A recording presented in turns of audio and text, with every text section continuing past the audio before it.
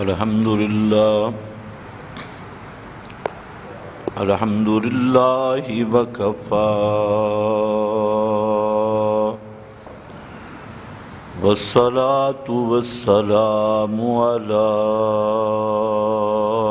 سید الرسل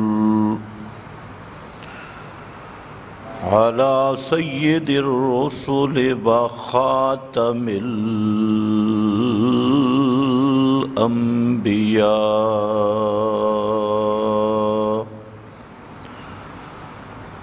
أما بعد فأعوذ بالله من الشيطان الرجيم بسم الله الرحمن الرحيم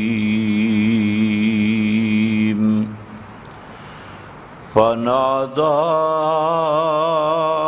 في الظلمات أن لا إله إلا أنت سبحانك إني كنت من الظالمين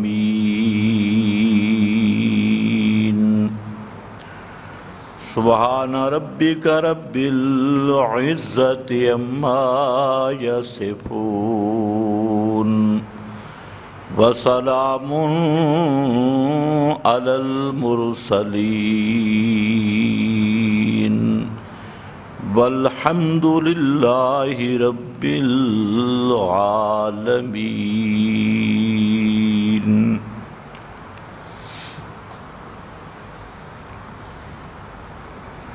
انتہائی قابل قدر بزرگوں اور بھائیوں،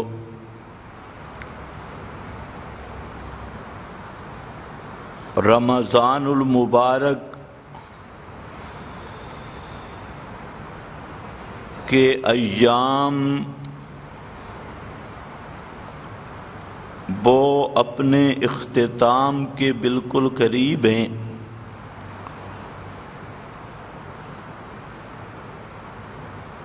تو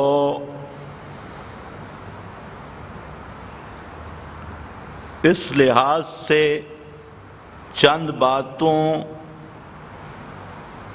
کو ملحوظ رکھنا ضروری ہے. پہلی بات یہ ہے کہ رمضان المبارک کی نعمت کے ملنے کا شکریہ ادا کرنا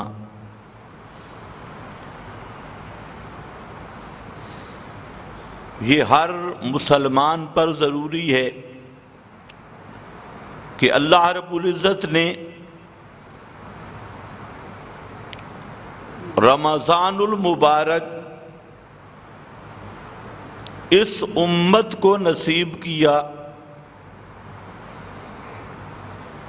روزے پہلے بھی تھے امتوں میں، لیکن رمضان ملا ہے صرف امت محمد مصطفیٰ کو صلی اللہ علیہ وسلم.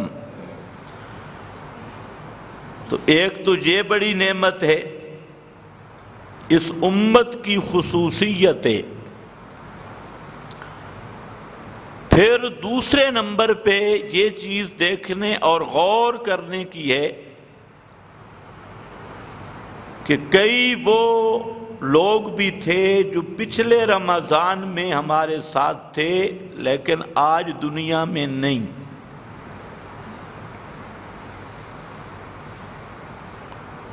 تو اللہ رب العزت نے ہمیں یہ مہینہ نصیب کیا ہے تو یہ بھی اللہ کا بہت بڑا شکر ہے، یہ بھی بڑی نعمت ہے. بہت سارے وہ لوگ ہیں بلکہ تھے جو پچھلا رمضان کی برکتیں تو حاصل کی لیکن اب وہ دنیا سے چلے گئے اور جب دنیا سے چلے گئے تو ان کے اپنے اعمال کا سلسلہ ختم ہو گیا. انقطع عنہ عملہ. حدیث پاک میں آتا ہے کہ جب ابن آدم پہ موت آتی ہے تو انقطع عنہ عملہ، اس کا عمل منقطع ہو جاتا ہے، ختم. یہ تم بھی سوچ لو، مردہ روزے رکھ سکتا ہے؟ حج، عمرہ، نمازیں. کچھ لوگ کہتے ہیں مردے بھی نمازیں پڑھتے ہیں، اور پھر اپنے آپ کو کہتے ہیں ہم مسلمان بھی ہیں، اور ساتھ کہتے ہیں ہم دیوبندی بھی ہیں. کیا بات ہے! انقطع عنہ عملہ، اس کا اپنا عمل منقطع ہو گیا. البتہ بعض عمل ایسے بھی ہیں کہ مردے کو بھی ثواب پہنچتا ہے. ایک نیا فرقہ عثمانی پیدا ہوا. کراچی کا ڈاکٹر عثمانی، جو بڑا ملحد اور زندیق انسان تھا، تو اس کا ایک فرقہ کہ انہوں نے ایصال ثواب کا انکار کیا.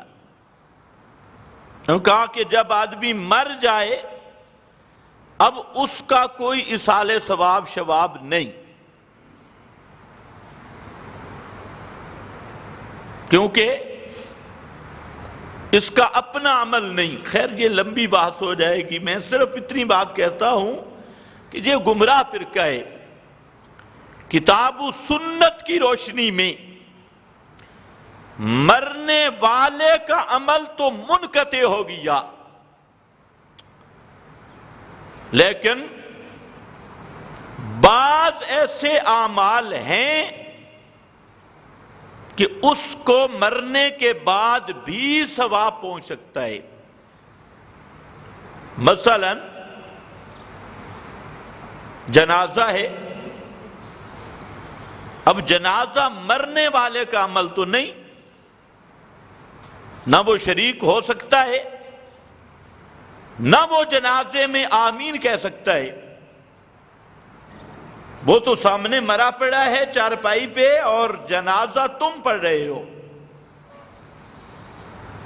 اب اس کو کوئی نفع ہوگا یا نہیں، یہ فیصلہ کرنا ہوگا. عمل تمہارا ہے، مردے کا نہیں،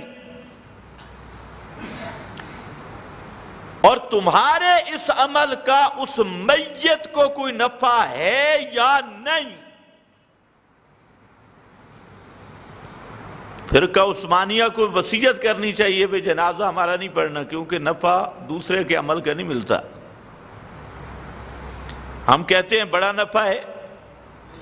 نبی کریم صلی اللہ علیہ وسلم نے فرمایا کہ اگر 40 مسلمان، ایک روایت ہے اس سے کم کی بھی ہیں، میت کے حق میں خالص نیت سے دعا کر دیں جنازے میں، تو اللہ ان کی اس شفاعت کو قبول کر کے اس میت کی بخشش کر دیتی ہے. بڑا نفع ہے. اور کئی ایسے بھی جنازے ہوتے ہیں کہ جنازے میں شرکت کرنے والے کی بھی بخشش ہو جاتی ہے. جنازے میں شریک ہونے والے کی مغفرت ہو جاتی ہے. تو اس میت کی شان کیا ہوگی؟ تو خیر بہرحال اسی طرح صدقہ ہے، صدقہ جاریہ، اس کا ثواب بھی میت کو پہنچ سکتا ہے. دعا ہے، اس کا فائدہ بھی میت کو پہنچتا ہے. البتہ تمہارے کل 40ویں جمعراتیں، تیجے، ختم، 11ویں، 12ویں، یہ سب لعنت اور بدعات ہیں، اور جو بدعت ہے یہ لعنت ہے، اور لعنت کا جب ثواب نہیں ہوتا تو ایصال ثواب کیسے ہوگا؟ یہ جتنے آپ کے ختم، مربجہ، یہ سارے سلسلے چاہے جمعرات کے نام پہ ہو، کل ساتے کے نام پہ ہو، تیجا چوتھا کے نام پہ ہو، برسیوں کے نام پہ ہو، یہ سب ہندوؤں کی رسمیں ہیں اور محمد مصطفیٰ کے دین سے بغاوت ہے، اور جو کام میرے نبی کی سنت کے خلاف ہے وہ اللہ کی لعنت کا سبب بنتا ہے، ثواب نہیں ملتا۔ ثواب اسی کام پہ ملتا ہے جو محمد مصطفیٰ صلی اللہ علیہ وسلم کی نبوت کی مہر جس کام پہ موجود ہے۔ تمہارے ہاں بے شمار بہترین کاغذیں، خوبصورت کاغذ،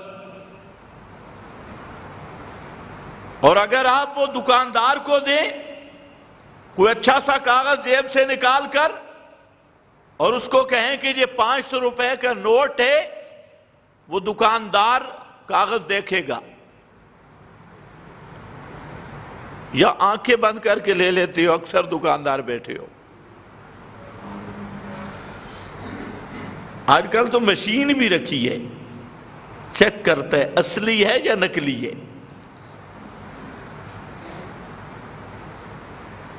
یوں دیکھتا ہے، اچھا یہ 500 والا اتنا سا کاغذ ہے اور کتنی چیکنگ کرتے ہو؟ کیوں؟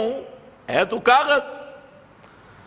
یہ تم بھی سمجھتے ہو کہ جب تک پاکستان کی اصلی مہر موجود نہ ہو اور بابے کا اصلی فوٹو موجود نہ ہو تو یہ کاغذ کسی کام کا نہیں۔ اور ایک پرانا سا نوٹ ہے، وہ بیچارہ ٹوٹ رہا ہے، لیکن اس پہ اصلی مہر لگی ہے، آپ کے پاکستانی مہر، سعودی مہر، امریکن مہر، اور کاغذ بڑا کمزور ہے، پرانا کاغذ ہے، ساتھ ڈیزل اور نسوار بھی لگی ہے، لیکن جب تم نے دیکھا تو وہ فوراً لے لے گا۔ اور صاف ستھرا خوشبو والا کاغذ اس کی جگہ پہ نہیں لے گا۔ تو جب تیرے ہاں یہ ہے تو میرے رب کے ہاں یہ ہے کہ اللہ وہ عمل قبول کرتا ہے جس پہ مہر محمدی لگی ہوئی ہو، اصلی مہر ہو۔ باقی جتنا خوبصورت عمل، جتنا خوشبودار عمل، جتنا بڑا عمل ہو اور اس پہ مہر محمدی موجود نہیں، میرے رب کے ہاں وہ بغاوت تصور ہوتا ہے، وہ لعنت تصور ہوتا ہے، اس پہ ثواب نہیں ہوتا۔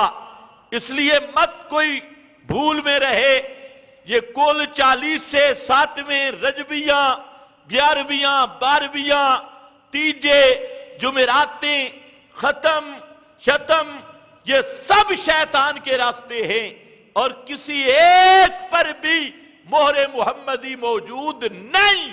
اس لیے وہ بدعات ہیں، وہ کرے گا تو لعنت ملے گی۔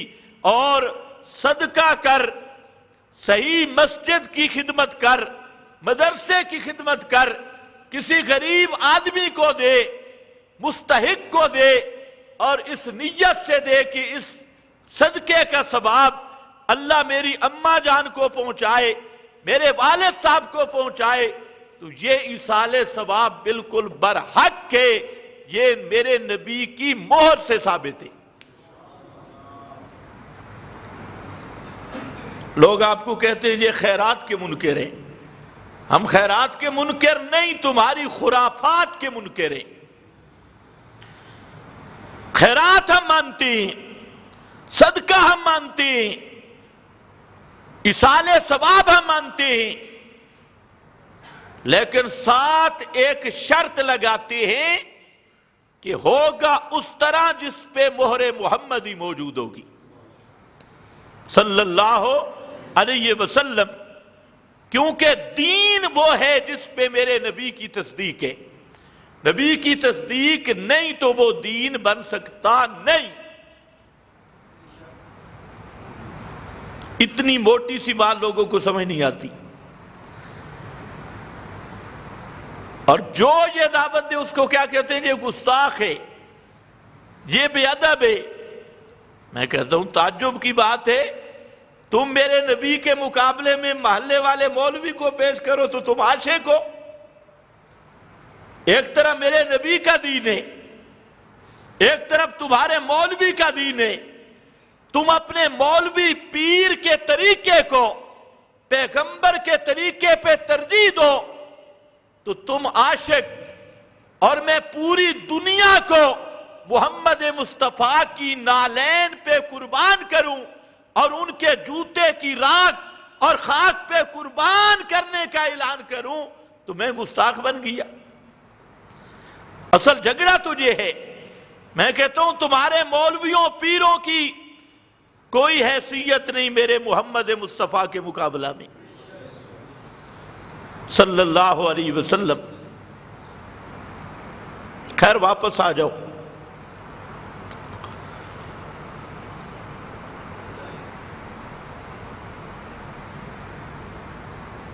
رمضان کا شکریہ کہ اللہ رب العزت نے ہمیں یہ مہینہ نصیب کیا،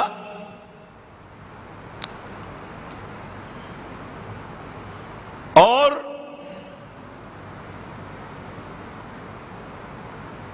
ہمیں اس مہینہ میں بعض اعمال کی توفیق دیے. اگر اللہ توفیق نہ دے تو ایک لفظ بھی منہ سے نیکی کا نہیں نکل سکتا. آدمی کا کوئی کمال نہیں، یہ صرف اس کی توفیق ہے. کئی وہ ہیں جو ہٹے کٹے پورے سنڈے ہیں، لیکن رمضان ان سے ایسے گزر گیا جیسے رمضان میں وہ ہیں ہی نہیں. اسی طرح بدماشی، اسی طرح نہ نماز نہ روزہ نہ حج نہ زکوٰۃ نہ اللہ نہ رسول، کوئی بات اسی طرح ان پہ کوئی اثر نہیں ہوگا. اور کچھ کمزور ہیں لیکن اللہ کے فضل سے انہوں نے اپنے رب کو راضی کر لیا. اب بات طاقت کی تو نہ ہوئی نا، بات تو توفیق کی ہوئی. جس کو اللہ توفیق دے دے. یہاں صحت کی بات بھی نہیں، طاقت کی بات بھی نہیں، یہاں بات ہے اللہ کی توفیق کی. تو اللہ رب العزت نے ہمیں توفیق دی، اس پر اللہ کا شکر. تو پہلا کام جو کرنا ہے وہ شکر ہے. ہر نعمت کا شکر کرنا ضروری ہے، اور یہ رمضان المبارک کی بہت بڑی نعمت ہے، بہت بڑی نعمت. لاکھوں آدمی جو رمضان سے پہلے جہنمیوں کی فہرست میں تھے، آج ان کے نام جہنمیوں کی فہرست سے نکل کے جنتیوں کی فہرست میں داخل ہو چکی ہے.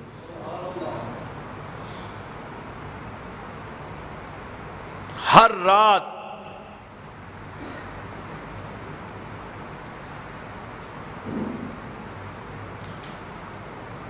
اتنے لوگوں کی بخشش ہوتی ہے کہ اللہ کے محبوب صلی اللہ علیہ وسلم نے، عرب میں ایک قبیلہ تھا بنو کلب، ان کی بکریاں تھیں بڑی اون والی، تو آپ نے فرمایا کہ رمضان کی ہر رات اتنے آدمیوں کی بخشش ہوتی ہے جیسے قبیلہ بنو کلب کی بکریوں کے ریوڑوں کے وجود پہ بال اور اونے. یہ تو کروڑوں بنے گی. اللہ معاف کرتے ہیں. تو یہ بہت بڑی نعمت. دوسرا کام جو کرنے والا ہے وہ ہے استغفار.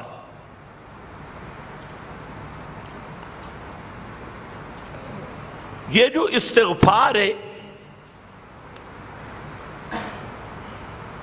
استغفار کا معنی ہوتا ہے اپنی غلطیوں کوتاہیوں پر اللہ سے معافی مانگنا کہ یا اللہ یہ تیری بڑی نعمت ہمیں ملی تھی، لیکن اس کا جس طرح حق ادا کرنا چاہیے تھا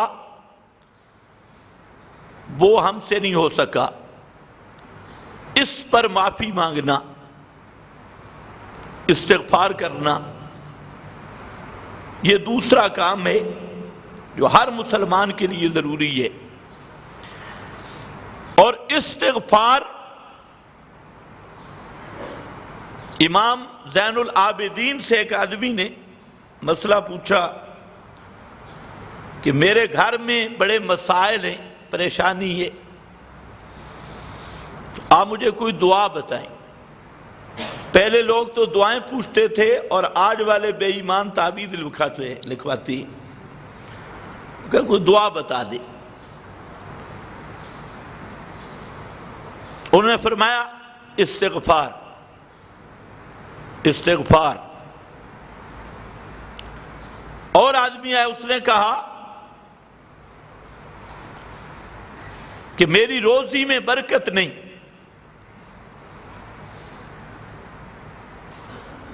فرمایا استغفار.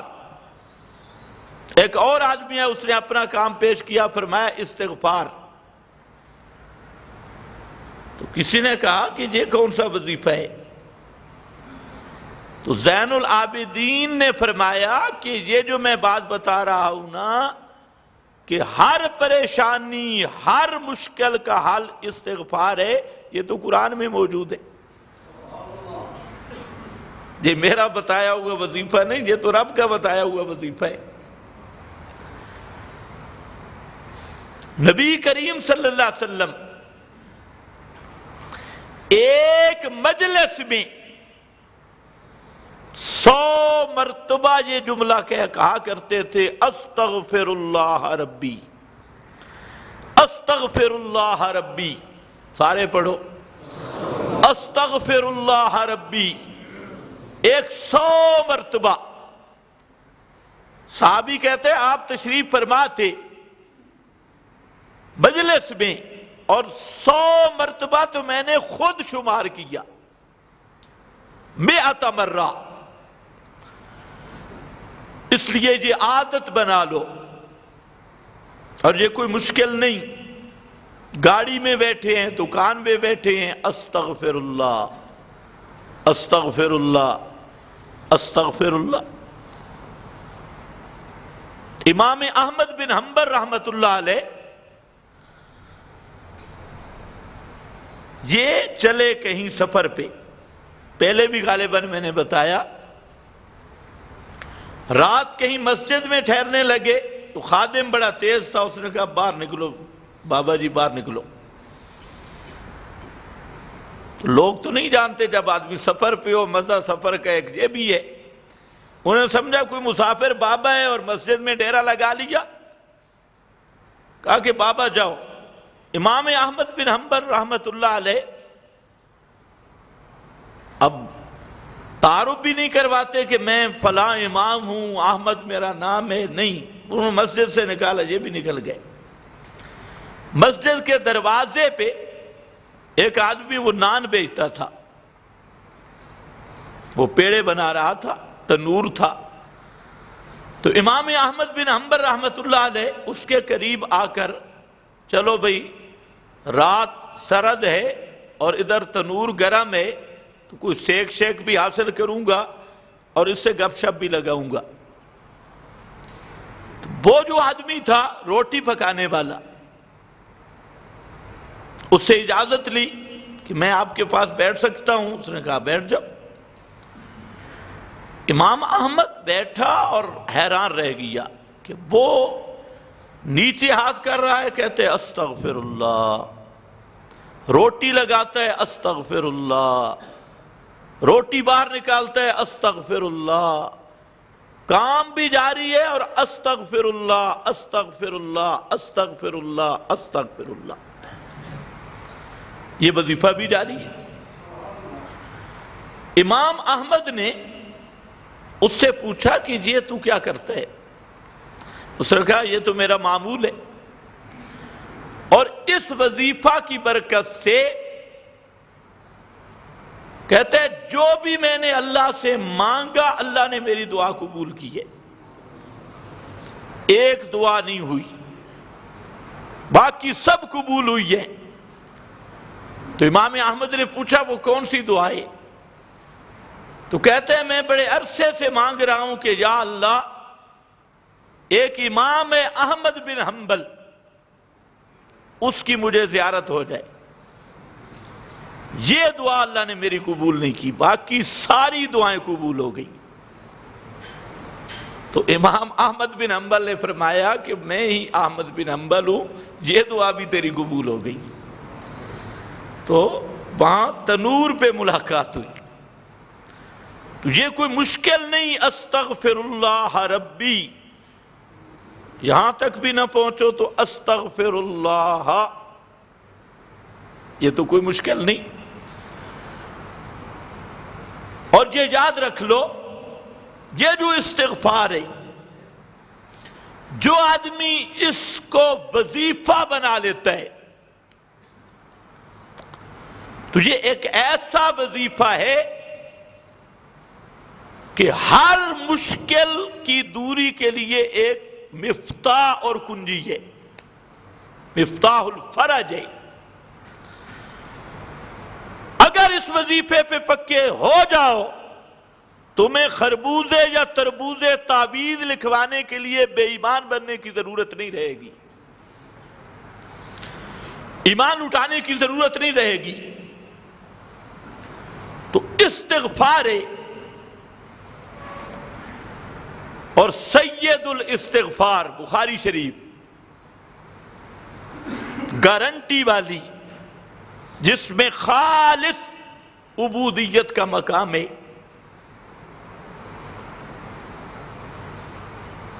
آپ نے وہ الفاظ سکھائے، اگر کوئی یاد کر لے۔ فرمایا اللہم انت ربی، یا اللہ تو میرا مشکل کشا ہے۔ ذرا انداز دیکھیں، اللہم انت ربی لا الہ الا انت خلقتنی، لا الہ الا انت، تیرے سوا کوئی حاجتیں پوری کرنے والا نہیں، تیرے سوا کوئی مافوق الاسباب سننے والا نہیں، لا الہ الا انت۔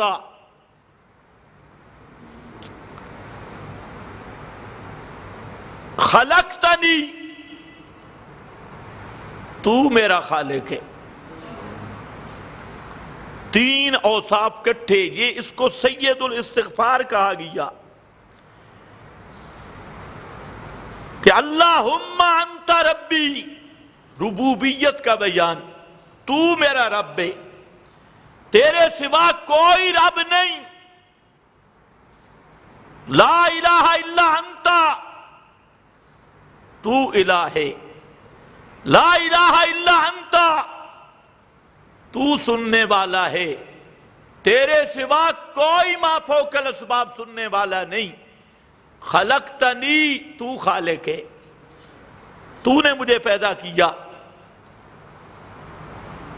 انا عبدک، عبدیت کا بیان، आना अब्दो का व आना अला अहदे का व वादे का, या अल्लाह मैं तेरा बंदा हूं और मैंने जो अहद किया है ना, अशहदु अल्लाह इलाहा इल्लल्लाह वाला, अशहदु अन्ना मुहम्मदन अब्दुहु व रसूलुहु वाला, अला अहदे का व वादे का, मैं उसी अहद पे पक्का हूं, उसी वादे पे पक्का हूं, ईमान वाला वादा उसी पे पक्का हूं। मैंने दो नंबरी नहीं की, तेरा दरबार छोड़कर किसी कब्र पे नहीं गया, किसी से नहीं मांगा, तेरे सिवा किसी पीर फकीर नबी वली के माफोकल असबाब सुनने का अकीदा नहीं रखा, तेरे सिवा किसी की हाजत रवाई नहीं मानता, किसी की मुश्किल कुशाई नहीं मानता, किसी की उलूहियत नहीं मानता। आना अब्दों का व आना अला अहदे का व वादे का, मैं उसी वादे पे कायम हूं जो शहादतैन, शहादतु अल्लाह इलाहा इल्लल्लाह वाला वादा है, उसी पे पक्का हूं। मस्तता तो जितनी मेरी ताकत है, जितना मैं कर सकता हूं, मेरा अल्लाह मैं इसी पे मजबूत हूं। और आगे आऊज़ु बिका मिन शर्रे मा सनातो, मुझसे जो गलतियां हो गई उनके शर से मैं तेरी पनाह में आता हूं। व अबू ओला का बेनिअमते का अलैया, मुझ पर जितनी तेरी नेमतें हैं सारी नेमतों का मैं इकरार करता हूं, एतराफ करता हूं कि मुझ पे नेमतों की जो जो बारिश है, जितनी नेमतें हैं, मैं उनका एतराफ और इकरार करता हूं तेरे सामने। अबू ओला का बेजम्बी, और मैं अपने गुनाहों का भी मोतरिफ हूं कि मैंने कितने गुनाह किए हैं, ये सब का मैं एतराफ करता हूं। अबू ओला का बेजम्बी फगफिर ली, हुण ते माफ कर दे, फगफिर ली है, फगफिर ली, अब तो माफ कर दे, फगफिर ली, अब मुझे माफ कर दे। क्यों? इन्नहु ला यगफिरुज़्ज़ुनूब इल्ला अंता, ये भी मेरा अकीदा है कि तेरे सिवा गुनाह माफ करने की पावर भी किसी को नहीं है। इन्नहु ला यगफिरुज़्ज़ुनूब इल्ला अंता, गुनाह माफ करना भी तेरी शान है, ये शान भी किसी की नहीं। ये वो अल्फाज है कि जो आदमी, बुखारी शरीफ की हदीस है कि जो आदमी दिल से इन अल्फाज को कहता है, फरमाया शाम को कहे और रात को मौत आ गई, दाखल अल जन्ना, वो आदमी जन्नत में जाएगा। और फरमाया सुबह के वक़्त ये अल्फाज कहे और उस दिन को मौत आ गई, दाखल अल जन्ना, तो वो आदमी जन्नत में जाएगा। क्यों? कि इसमें तौहीद का कामिल इकरार है और अकीदे का सही इकरार, लेकिन कहने का मतलब मानना है। जो मान के कहेगा रात को कह के मर गया जन्नती है, दिन को कह के मर गया तब भी जन्नती है। ये सैयदुल इस्तिग़फ़ार है। सुभान अल्लाह, अजीब। अच्छा, ये कानून ये है कि पैगंबर करीम की हर हदीस, ये आप जरा ज़हन में मेरी बात रखना, नबी करीम सल्लल्लाहु अलैहि वसल्लम की हर हदीस वो कुरान से ली गई है। ये बात जरा तवज्जो से सुनना। ये अभी आपकी पिंडी का एक है वो तालिबुर रहमान, अभी उसने एक क्लिप दिया और मैं हैरान हूं कि इतना जाहिलाना बात, इतनी शैतानत और इब्लीसियत पे मबनी बात कि शायद कोई आले हदीस भी उसको कबूल न करे। अब ये उस फिरका का बड़ा इमाम, लेकिन इतना बड़ा जाहिल क्या कहता है? कहता है जो शख्स कहे कि कुरान के मुकाबिल روایت ماننا یہ صحیح نہیں، تو کہتے ہیں یہ منکرین حدیث کا کام ہے۔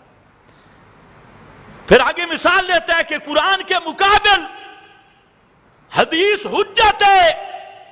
لفظ آپ سن رہے ہیں، قرآن کے مقابل۔ پھر اس نے 2 ڈشیں رکھی ہیں، ایک مچھلی کی ڈش، ایک گدھے کی ڈش، کیونکہ غیر مقلد ماشاءاللہ دونوں استعمال کرتی۔ کہتا ہے یہ گدھے کی ڈش ہے، یہ مچھلی کی ڈش ہے۔ میں نے کہا مبارک ہو، پچھلی عمر میں اب گدھا کھانا شروع کر دیا۔ تو کہتے ہیں یہ جو گدھا ہے، یہ مچھلی، اگر یہ قانون ہے کہ قرآن کے مقابل حدیث نہیں ماننی، تو پھر گدھے کا گوشت کھانا پڑے گا۔ یعنی ایسی جاہلانہ گفتگو کہ کوئی ریڑی والا بھی نہیں کر سکتا جو اس طالب الشیطان نے کی ہے۔ اور میں نہیں سمجھ سکتا کہ کوئی اہل حدیث اتنا الو کا پٹھا جاہل ہوگا جتنا یہ ہے۔ اس کا تو انشاءاللہ علاج آئے گا، اس کا بھی اب قسمت کا ستارہ گردش میں ہے، اس کا ہم جائزہ لیں گے عید کے بعد۔ لیکن ذرا بات ذہن میں رکھ لے، قرآن کے مقابل، پھر کہتا ہوں طالب الرحمن جرأت کر اور وقت طے کر لے، آپ نے کسی چیلے کو بھیج، میں بھی جہاں ہوں آپ بھی، اب بھی میں کہتا ہوں قرآن مقدس کے مد مقابل کائنات کہ کسی آدمی کا کوئی قول، کوئی روایت، چاہے کسی کتاب کی بھی ہو، جو قرآن کے مد مقابل مانے، وہ مرتد اور کافر ہے۔ کر ہمت، بڑھیاں لا تیری منجیاں بھی ٹھوک کے دے ماں، تاکہ منکر نکیر آسان رہا میں۔ شرم نہیں آتی ان لوگوں، قرآن کے مقابل۔ باقی رہ گیا گدھا، وہ قرآن سے بھی اس کی حرمت ثابت کروں گا، حدیث سے بھی ثابت کروں گا۔ اور رہ گئی مچھلی، مچھلی کا حلال ہونا قرآن سے بھی دکھاؤں گا، حدیث سے بھی دکھاؤں گا۔ یہ مثال تو تب دیتا کہ قرآن کہتا گدھا حرام ہے اور حدیث کہتی حلال ہے، یا قرآن کہتا حلال ہے اور حدیث کہتی حرام، تب مقابل بنتا تھا نا۔ یا مچھلی کے بارے میں قرآن کہتا حلال، حدیث کہتی حرام، تقابل تب بنتا تھا جبکہ گدھے کو قرآن نے بھی حرام کہا، حدیث نے بھی حرام کہا، مچھلی کو قرآن نے بھی حلال کہا، حدیث نے بھی حلال کہا۔ دکھانا میرا کام ہے۔ جب قرآن و سنت دونوں ایک مسئلے پہ متفق ہیں تو طالب الشیطان صاحب پھر تقابل کیسا ہوگا؟ پھر یہ ڈشیں تجھے مبارک ہو، ان کو کھاتا رہے۔ اس لیے یاد رکھو، پیغمبر کا فرمان وہ قرآن سے ماخوذ ہوگا۔ اب یہ ہے نا، آپ کے سامنے یہ بخاری سے پیش کیا، اب یہ حدیث آئی کہاں سے؟ قرآن پاک سے۔ قرآن کیونکہ پیغمبر شارع ہے، قرآن متن ہے۔ لِتُبَيَّنَ لِلنَّاسِ، حدیث نام کس چیز کا ہے؟ حدیث نام ہے قرآن کی تفسیر کا۔ تو تفسیر متن سے ٹکرائے، کچھ عقل بھی خدا دے تو اس کو استعمال کرنا چاہیے۔ پیغمبر کا فرمان کبھی خدا کے کلام سے نہیں ٹکرا سکتا، اور جو چیز قرآن سے ٹکرائے اسے پیغمبر کی طرف نسبت کرنے والا اتمام حجت کے بعد پھر اسے پیغمبر کی حدیث سمجھنے والا اصل کافر اور بے دین وہ شخص ہے۔ اور میری اگر آواز پہنچے تو طالب صاحب تیاری کر لو، انشاءاللہ اب تیرا میرا پیڑ لگے گا، اور میں تجھے حدیث بھی پڑھاؤں گا، قرآن بھی پڑھاؤں گا. چھیڑا تو نے ہے، اب تیری جان چھوٹ نہیں سکتی انشاءاللہ. آؤ جہاں حضرت یونس پیغمبر ہے، سبحان اللہ، سید الاستغفار کا ماخذ بتا رہا ہوں کہ جس کو اللہ کے محبوب نے سید الاستغفار کہا، اس کا ماخذ کیا ہے؟ وہ قرآن کا اعجاز ہے، یہ پیغمبر کی تشریح ہے. حضرت یونس پیغمبر مچھلی کے پیٹ میں چلے گئے. سبحان اللہ. سننا آسان ہے، مچھلی کے پیٹ میں 1 سیکنڈ رہنا بھی بڑا مشکل ہے، تصور بھی بڑا مشکل ہے. آپ میں سے کئی تو وہ ہوں گے بڑی مچھلیوں کا منہ دیکھ کے بھی ڈر جائیں گے، لیکن اللہ کا معصوم نبی ہے مچھلی کے پیٹ میں، سبحان اللہ، مچھلی کے پیٹ میں چلے گئے. اللہ نے یہ بتایا کہ میں بے نیاز ہوں. 2 رکعتیں 4 رکعتیں پڑھ کے کہ اللہ پہ احسان نہ لگا، اس کو تیری عبادت کی ضرورت نہیں، عبادت کی تجھے ضرورت ہے. اس کی شان یہ ہے کہ اگر فرمایا لو ان اولکم و آخرکم و رتبکم و یابسکم، تمہارے اول آخر پچھلے اگلے تار خشک سارے کے سارے مل کر اس طرح بن جائیں، اشقاکم، سب سے زیادہ بدبخت اور نافرمان بن جائیں، فرمایا میری بادشاہی میں 1 ذرہ جتنا نقصان نہیں آ سکتا. اور تمہارے لو ان اولکم و آخرکم و رتبکم و یابسکم، تمہارے اول آخر خشک تر سارے مل جائیں اور اتقا بن جائیں، سب سے زیادہ متقی بن جائیں، تو فرمایا میری بادشاہی میں 1 مچھر کے پر جتنا اضافہ نہیں ہو سکتا، کیونکہ اضافہ تب ہوتا ہے جہاں نقص ہو، اور ابھاتوں کی نات تام ہے، وہ تو الغنی ہے، ساری کائنات سے بے پرواہ ہے، الصمد ہے، سب سے بے نیاز ہے، الملک الحق لا الہ الا ہو، رب العرش الکریم ہے، اسے تیری باتوں کی ضرورت نہیں ہے اور تیرے اکڑنے کی ضرورت نہیں. یہ اس کی شان، اس کی رحمت ہے کہ وہ پوری کائنات کا رب ہو کر بھی تیری فریادوں کو سنتا بھی ہے اور خوش بھی ہوتا ہے. یہ بھی اس کی شان کریمی ہے. پیغمبر مچھلی کے پیٹ میں ہے، کئی اندھیرے مل گئے، فنادا فی الظلمات، فنادا فی الظلمات، مچھلی کے پیٹ کا اندھیرا، رات کا اندھیرا، سمندر کی تہوں کے اندھیرے، سارے اندھیرے مل گئے. فنادا فی الظلمات، پکارا. اور کیسے پکارا؟ نادا، کس کو پکارا؟ حضرت یونس نے کس کو پکارا؟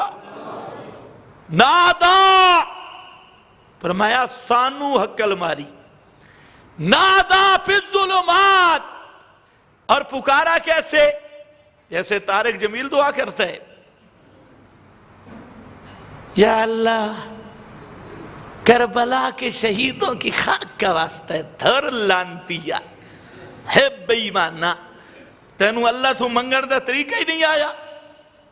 کربلا کے گھوڑوں کی خاک کا واسطہ ہے. وہ بے ایمانا، تو خدا سے مانگنا بھی تو نے نہیں سیکھا کہ اللہ سے مانگا کیسے جاتا ہے؟ کربلا کے شہیدوں کی خاکوں کا واسطہ، اور کربلا والا خود کیسے مانگ رہا ہے؟ کربلا کا شہید حضرت حسین، وہ خود کیسے مانگتا ہے وہ نہیں پتا. اور کربلا کے شہید کے نانے نے کائنات کو رب سے مانگنے کا کیا طریقہ بتایا؟ اے جہیل، تجھے یہ نہیں پتا، تمہارے مولویوں کو نہیں پتا، ٹی وی پہ بیٹھ کے فلانے کا واسطہ، فلانے کا واسطہ، فلانے کا واسطہ، کوئی کہتا ہے گھوڑوں کا واسطہ، کوئی کہتا ہے بابے کے گدے کا واسطہ، کوئی کہتا ہے 50 تے 12 دا واسطہ، کوئی کہتا ہے 14 معصوموں کا واسطہ، کوئی کہتا ہے میرے بابے کا واسطہ، کوئی کہتا ہے فلانی شاہ کا واسطہ، فلانی سرکار کا واسطہ۔ سنو، میرے محمد مصطفیٰ نے اس کائنات کو درس دیا، اے کائنات والو، رب کو پکارنا ہے تو للہ الاسماء الحسنی فادعوہ بہا، اور رب کے ناموں کے ساتھ پکارو۔ کس کے ساتھ پکارو؟ رب کے ناموں کے ساتھ۔ ہاں، کوئی تبلیغی بھائی بیٹھا ہے تو اس طارق جمیل کو بھی سمجھائے کہ تجھے خدا سے مانگنے کا طریقہ ہی نہیں آیا، اور کہتا ہے میں کروڑوں کا ترجمان بن کے مانگ رہا ہوں، اور پہلے رب سے مانگنے کا طریقہ سیکھ۔ رب سے مانگنے کا یہ طریقہ نہیں کہ کربلا کی خاک کا واسطہ، فلانے کا واسطہ، فلانے کا واسطہ۔ یہ واسطے کرنے والے وہ تھے جو کہتے ما نعبدہم الا لیقربونا الی اللہ زلفیٰ، یہ مکہ کے مشرکوں کا وسیلہ تھا، فلانے کا واسطہ، فلانے کا واسطہ، فلانے کا واسطہ۔ محمد مصطفیٰ کا بتلایا ہوا وسیلہ وہ یہ ہے وَلِلَّهِ الْأَسْمَاءُ الْحُسْنَى وَلَهُ الْأَسْمَاءُ الْحُسْنَى۔ اے لوگو، رب کے نام سب تو سونے، سب سے بہتر۔ جب بھی رب کو پکارو، رب کے ناموں کے ساتھ پکارو اور کہو یا اللہ، یا رحمان، یا رحیم، یا حیو، یا قیوم، یوں کہہ کر دعا کرو۔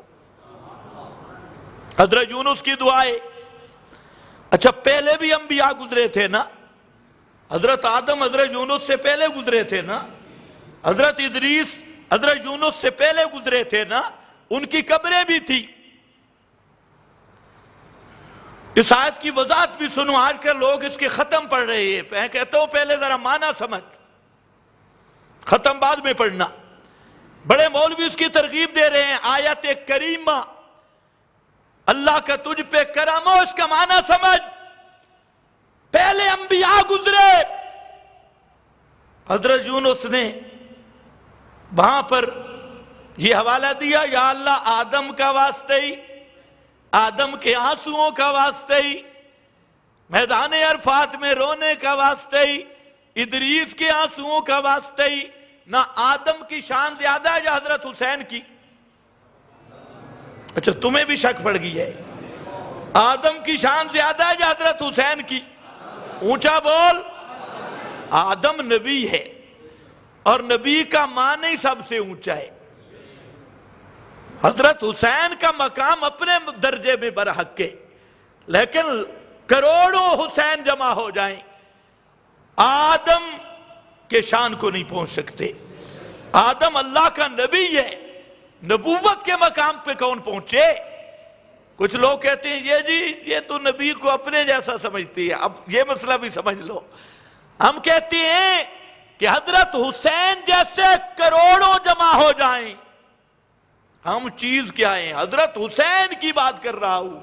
حضرت علی، صدیق، فاروق، عثمان جیسے کروڑوں جمع ہو جائیں، کسی ایک نبی کی شان کو بھی نہیں پہنچ سکتے، اور سب انبیاء کی نبوتیں برحق، سب مل کر محمد مصطفیٰ کی عظمتوں کو نہیں پہنچ سکتے، محمد مصطفیٰ کی عظمتوں کو نہیں پہنچ سکتے۔ کون جھوٹا تمہیں جھوٹ بولتا ہے کہ جی اپنے جیسا سمجھتے ہیں؟ اپنے جیسا، ہم تو اپنے نبی جیسا کسی کو نہیں سمجھتے۔ توجہ ہے، ہم تو محمد مصطفیٰ جیسا کسی کو بھی نہیں سمجھتے۔ اچھا خیر، بات لمبی نہ ہو جائے، وقت ختم ہے، آؤ واپس۔ حضرت یونس نے کوئی واسطہ دیا؟ آدم کا واسطہ، ادریس کا واسطہ، اور یہ جو جھوٹے کہتی ہیں آسمانوں پہ لکھا تھا، اور حضرت آدم نے واسطہ دیا، یہ فضائل اعمال میں بھی لکھا ہے۔ حضرت آدم کی توبہ قبول نہیں ہوتی تھی اور وہاں کلمہ لکھا تھا، یہ بھی انٹرنیشنل فراڈی ہے اور صوفی جھوٹے کذاب جھوٹ بولتے ہیں، بالکل یہ وہاں پر روایت کے نیچے لکھا ہے موضوع، یہ بالکل جھوٹی روایت ہے، اس کی کوئی سند نہیں۔ قرآن نے بتایا آدم کے کون سے لفظ تھے، ربنا ظلمنا انفسنا وَإِن لَّمْ تَغْفِرْ لَنَا، یہ قرآن کا بیان ہے۔ خیر واپس آ جا، حضرت یونس پیغمبر کیا کہتے ہیں، لا الہ الا انت، لا الہ، سارے بولو لا الہ الا انت۔ اور وہ سید الاستغفار کو دیکھو، اللہم انت ربی لا الہ الا انت، اللہم انت ربی لا الہ الا انت۔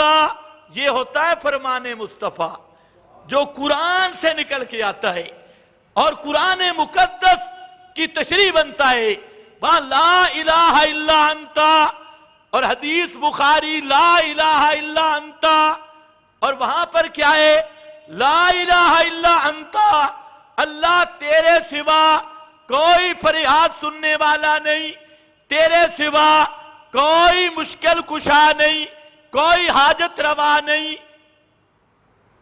لیکن مانگنے کا تو اس میں ایک لفظ بھی نہیں ہے۔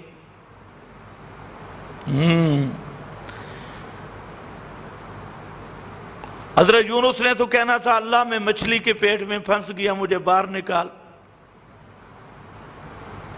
یہ تو نہیں کہا، کیا کہا، لا الہ الا انت۔ آگے اللہ نے فرمایا فاستجبنا، ہم نے حضرت یونس کی دعا قبول کی۔ سوال ہے دعا تو کی نہیں، وہ تو لا الہ الا انت کہا، خبر دی، یا قبیلہ انشاء سے ہے ہی نہیں، دعا انشاء سے، لا الہ الا انت، تیرے سوا الہ کوئی نہیں۔ سبحان اللہ۔ زمخشری نے یہاں پر لکھا کہ حضرت یونس نے جو مانگا ہے نا جس انداز میں، اس کی مثال ہی کوئی نہیں۔ امام عربیت ہے زمخشری، عربیت کا امام ہے، کہتے حضرت یونس نے کیسے مانگا، لا الہ الا انت، یا اللہ جس جگہ پہ میں پھنسا ہوں، یہاں اسباب نہیں ہے، مچھلی کا پیٹ ہے، سمندر کے اندھیرے ہیں، رات کے اندھیرے ہیں، نادا فی الظلمات، میں جہاں پہ پھنسا ہوں نا، یہاں کسی کا علم بھی نہیں پہنچتا، کسی کی طاقت بھی نہیں پہنچتی۔ کیوں کہ ما فوق الاسباب جاننا بھی الہ کا خاصہ ہے، ما فوق الاسباب پہنچنا بھی الہ کا خاصہ ہے۔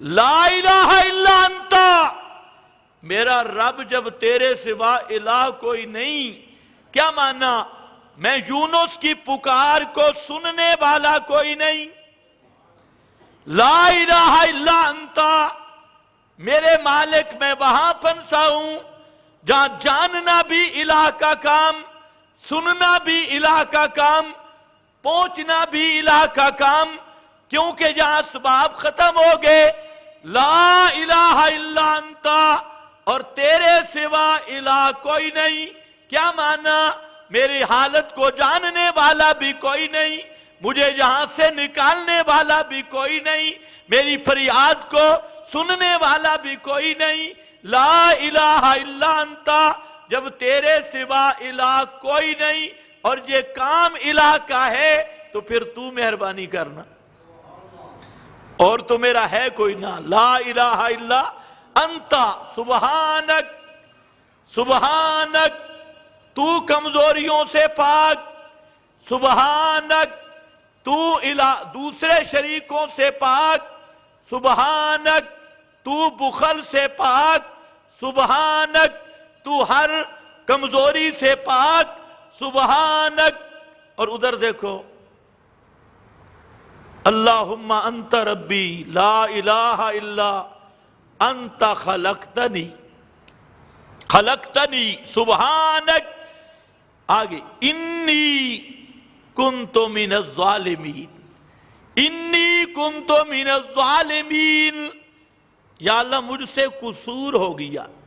یا ظلم کے دو معنی ہیں، ایک ہے میں کم اسباب والا ہوں، میرے پاس نجات کے اسباب نہیں، اور ایک یہ کہ یا اللہ تیری اجازت کے بغیر نکل چلا تھا، ہجرت کی تیری اجازت کے بغیر، حالانکہ مجھے تیرا آرڈر آنے کے بعد بستی سے نکلنا تھا، تیرے آرڈر سے پہلے اجتہاداً نکل گیا، اجتہاد کیا، کنت من الظالمین، اللہ مجھ سے غلطی ہو گئی، میں قصوروار ضرور ہوں، پر تیرے سوا کوئی جائے پناہ بھی تو کوئی نہیں نا، غلطی تو مجھ سے بھی ہو گئی پر معاف کرنے والا بھی، پھنسانے والا بھی تو ہے، سبحان اللہ۔ یہ نقطہ ذرا سمجھنا ہے۔ حضرت یونس کا انداز دیکھیں، لا الہ الا انتا، مچھلی کے پیٹ میں کس نے ڈالا تھا؟ بولو گے تو بس کر دوں گا، کس نے ڈالا تھا؟ اللہ نے۔ اب انداز کیا ہے؟ لا الہ الا انتا، یا اللہ مجھے پتہ ہے یہاں پھنسانے والا بھی تو ہے اور جہاں سے نکالنے والا بھی تو ہے۔ ماں جب بچے کو مارتی ہے نا، آپ نے پتہ نہیں دیکھا ہے نہیں دیکھا، ہم نے دیکھا ہے، ماں جب بچے کو مارتی ہے بچہ روتا ہے اور ماں کو چمٹتا ہے، مار بھی مار رہی ہوتی ہے اور بچہ چمٹتا بھی، بچے کو پتہ ہے مارنے والی بھی ماں ہے اور چھاتی سے لگانے والے بھی ماں ہے، بندے کو پتہ ہے مصیبت میں ڈالنے والا بھی اللہ ہے اور مصیبت سے نکالنے والا بھی اللہ ہے۔ بیمار کون کرتا ہے؟ صحت کون دیتا ہے؟ تو جب پتہ ہے مصیبت آتی بھی اللہ کی طرف سے ہے اور کاٹ بھی اس کے سوا اور کوئی نہیں سکتا، ٹالنے والا بھی وہ ہے، تو اس لیے میرے بھائیوں جہاں یہ فطرت کا تقاضا ہے، حضرت یونس کی یہ دعا یہ بتا رہی ہے کہ اے کائنات والو عقیدہ بنا لو کہ پکڑنے والا بھی وہی ہے اور چھوڑنے والا بھی وہی ہے، آتی بھی اس کی طرف سے ہے، رہائی بھی دینے والا وہ ہے، اس لیے لا الہ الا انتا سبحانک انی کنت من الظالمین، کنت من الظالمین۔ اور جہاں کیا ہے؟ ابو اولا کا بے ذنبی فاغفر لی انہو لا یغفر الذنوب الا انت، وقت نہیں اگر میں اس کی تطبیق کرتا تو یہ سید الاستغفار اسی آیت سے نکلی، اور وہاں پر فرمایا کذالک ننجی المومنین، کذالک ننجی المومنین۔ یہاں پر سوال ہے، اللہ فرماتے ہیں اسی طرح ہم نجات دیں گے مومنوں کو۔ یا اللہ سب کو مچھی کے پیٹ میں ڈالنا ہے؟ حضرت یونس تو مچھلی کے پیٹ میں تھے، تو کذالک کا کیا معنی؟ اسی طرح، تو اس کا مطلب تو ہے سب مچھی کے پیٹ میں جائیں گے، تب کذالک بنتا ہے کہ وہ مچھی کے پیٹ میں گئے، لا الہ الا انتا کہا تو فاستجبنا نجیناہ من الغم، ہم نے غم ٹال دیے، گھٹن ٹال دی، تو یا اللہ باقی مومن؟ فرمایا نہیں، کذالک ننجی المؤمنین، اور پیچھے فرمایا نادا فی الظلمات، یہ اصل مدار ہے، نادا فی الظلمات، فرمایا اے کائنات والو جب تم اس مصائب میں پھنس جاؤ، گر جاؤ، مصیبتوں میں، اندھیرے، مصیبت اندھیرا ہے اور یہی اندھیرے ہیں، من ینجیکم من ظلمات البر والبحر، کون ہے جو خشکی اور سمندر کی مصیبتوں سے تمہیں نجات دیتا ہے؟ یہ ظلمات، یہ مصائب ہیں۔ فرمایا اے کائنات والو تم اگر کسی مصیبت میں گر جاؤ، کوئی مصیبت آ جائے، تو حضرت یونس کا عقیدہ لے کر حضرت یونس کے لفظ کہنا تمہارا کام ہے اور نجات دینا میرا کام ہے۔ کذالک ننجل مومنین، وہ تھا سید الاستغفار، اور ماخوذ ہے اس آیت سے۔ تو میں عرض یہ کر رہا تھا دوسرا کام ہے استغفار، استغفار پہ زور لگاؤ، اور جتنے مواعظ ساتھی ہو، مشرک استغفار کرے تو اس پہ خدا کی لعنت پڑتی ہے، مشرک دا استغفار تے کتے دی بھونک کوئی فرق نہیں ہے، اس لیے اس کی بات نہیں ہے، بات ہے مواحد کی۔ تم ایسے بن جاؤ کہ تمہاری زبان پہ ہر وقت جاری رہے استغفر اللہ، بولو استغفر اللہ استغفر اللہ استغفر اللہ استغفر اللہ ربی استغفر اللہ ربی من کل ذنب واتوب الیہ، یہ آپ کا وظیفہ ہونا چاہیے۔ یہ دوسرا۔ تیسرا کام جو ہے وہ ہے توبہ۔ یہ وہ وقت ہے جو کوتاہی ہو گئی، جو غلطی ہو گئی تو سچے دل سے توبہ کر لے، اور طریقہ ہے حقوق العباد ادا کرنے ہیں۔ اگر آپس میں کوئی رنجش ہے مواحدین کی، اس کو ختم کرنا ہے، اور کبائر سب سے توبہ کرنی ہے۔ اور توبہ نام ہے الندم و توبہ، سبحان اللہ، یہ بھی اللہ کا کرم ہے۔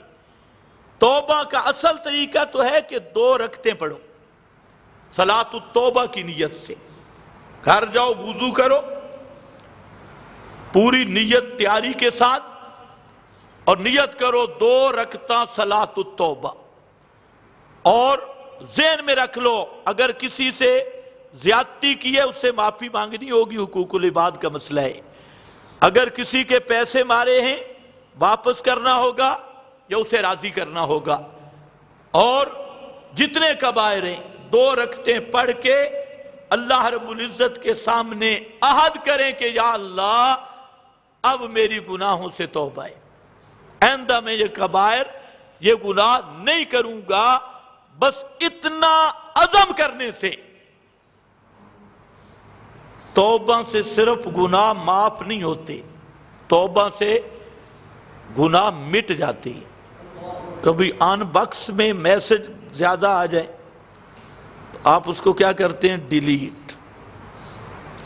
ایک طریقہ یہ بھی ہے کہ گناہ، بس آخری بات کر رہا ہوں، کچھ ساتھی جنہوں نے وضو کرنا ہے کر لیں، تنگ نہ ہوں۔ تو یہ جو گناہ ہے، ایک ہے کہ آپ کے نام اعمال میں گناہ لکھا ہوا ہو اور آگے لکھا ہوا ہے معاف ہے، لیکن دیکھ کر شرمندگی تو ہوگی۔ اللہ وہ کریم ذات ہے کہ وہ گناہ کو مٹا دیتا ہے، صرف آگے معاف نہیں لکھتا، گناہ کو مٹا دیتا ہے۔ اور اگر اخلاص سے توبہ کی جائے، سچ مچ دل سے ہو کر توبہ کرے، تو وہ ایسا کریم ہے، اولئک یبدل اللہ سیئاتہم حسنات۔ یہ قرآن کا مسئلہ ہے، مولوی کا مسئلہ نہیں۔ اللہ فرماتے ہیں جتنے گناہ کیے تھے گناہ بھی مٹ جائیں گے، اور گناہوں کی جگہ پہ اللہ اتنی نیکیاں لکھ دے گا۔ اخلاص شرط ہے۔ تو دوسری چیز توبہ ہے۔ توبہ مشکل نہیں، اندر کا الندم و توبہ، اور توبہ کی عمر ہے ما لم یغرغر، جب تک حالت غرغرہ نہیں آدمی توبہ کر سکتا ہے۔ تو آج تنہائی میں جا کے رونا ہے، کرو گے یا نہیں؟ سچی توبہ کرنی ہے، اور تنہائی میں جا کے رونا ہے، اور ندامت کے ساتھ رونا ہے۔ تو یہ ایام لمحات ہیں توبہ کے، یہ 3 کام کرنے ان لمحات میں ضروری ہیں۔ عید کی نماز انشاءاللہ العزیز کس وقت ہو؟